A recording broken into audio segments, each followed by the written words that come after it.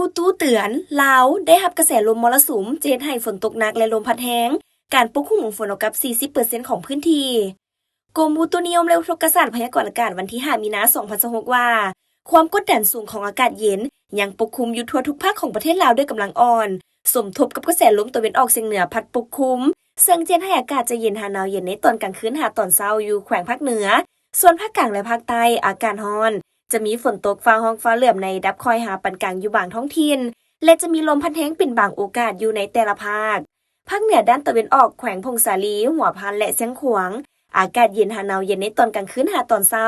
และจะมีฝนตกฟ้าร้องฟ้าเหลื่อมในดับคอยหาปานกลางอยู่บางท้องถิ่นเพราะมีลมพัดแรงเป็นบางโอกาสหรือนาทีการปกคลุมของฝนกับ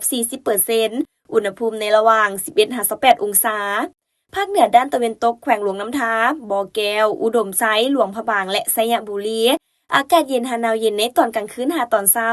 ส่วนตอนบ่ายอากาศร้อนและจะมีฝนตกในดับคอยหาปานกลางอยู่บางท้องถิ่นเพราะมีลมพัดแรงเป็นบางโอกาสหรือนาทีการปกคลุมของฝนกับ 35% อุณหภูมิในระหว่าง 12-35 องศา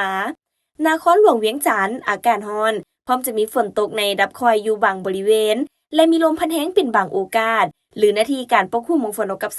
25% อุณหภูมิในระหว่าง 22-33 องศาภาคกลางแขวงเวียงจันทน์บริคำไซคำมวนและสวรรณเขตอากาศร้อนพร้อมจะมีฝนตกฟ้าร้องฟ้าเหลื่อมในดับคอยอยู่บางท้องถิ่นและมีลมพัดแรงเป็นบางโอกาสหรือนาทีการปกคลุมของฝนกับ 30% อุณหภูมิในระหว่าง 19-34 องศาแขวงไซสมบูรณ์อากาศเย็นหาหนาวเย็นในตอนกลางคืนหาตอนเช้าพร้อมจะมีฝนตกในดับคอยอยู่บางบริเวณและมีลมพัดแรงเป็นบางโอกาสหรือนาทีการปกคลุมของฝนกับ 30% อุณหภูมิในระหว่าง